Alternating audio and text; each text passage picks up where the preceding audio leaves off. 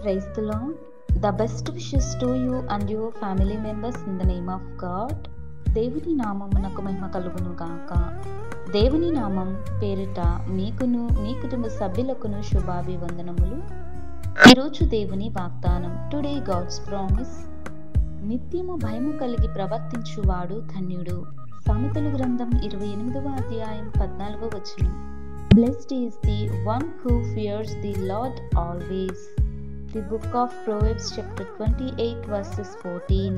క్రీస్తునందున్న ప్రియమైన సహోదరి సహోదరులారా, ఈ ఉదయకాల సమయమున దేవుడు మనందరితో తెలియజేస్తున్న మాట, నిత్యము భయము కలిగి ప్రవర్తించువాడు ధన్యుడు అని దేవుడికి తెలియజేస్తున్నాడండి. మరి ఎవరైతే దేవుని ఎడల నిజముగా భయభక్తులు కలిగి జీవిస్తారో, మరి భయం కలిగి ప్రవర్తిస్తారో, మంచి నడకను కలిగి ఉంటారు, వారు ధన్యులు. వారు దేవుని దృష్టికి ఎంతో ప్రీతికరమైన వారుగా ఉంటారు.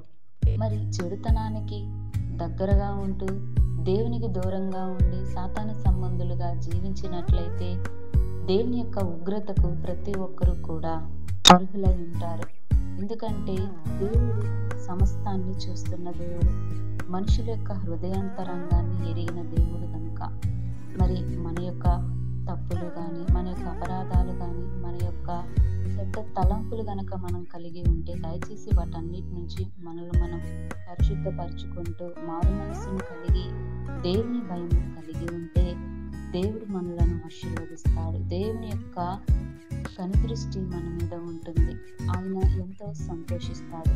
అయితే సొలొమోను కూడా దేవుని భయం కలిగి ఉన్నాడు. కానీ చివరికి దేవుని భయము కోల్పోయి తన ఇష్టానుసారంగా జీవించాడు, పాపానికి బానిసయ్యాడు. మరి దేవుని యొక్క ఉగ్రత తప్పకుండా పాపం చేసే వారి మీదకి వస్తుంది కనుక అందుకే భయం కలిగి ఉండండి, భక్తి కలిగి ఉండండి. మనం మందిరానికి వెళ్ళేటప్పుడు కూడా మన ప్రవర్తనను కూడా జాగ్రత్తగా ఉండాలి. మనం దేవుని యొక్క మాటను వినాలి. దేవుడు మనతో వాక్యం ద్వారా మాట్లాడతాడు. అట్టి గ్రహింపు మనం కలిగి ఉంటే దేవుడు మన ఎడల తన చిత్తానుసారాన్ని దేవుడు మన పట్ల జరిగిస్తాడు. కనుక దేవుడి వాక్యమును దీవించును గాక. ప్రార్థన. మహోన్నతుడ, సర్వాధికారి, సర్వశిష్టికధికారకర్తవైన మా ప్రియ పరలోకపు తండ్రి, నీకు స్తోత్రములు ప్రభువా. నీ యొక్క శ్రేష్టమైన ఘనమైన నామమును బట్టి నేను కీర్తిస్తున్నాం ప్రభువా.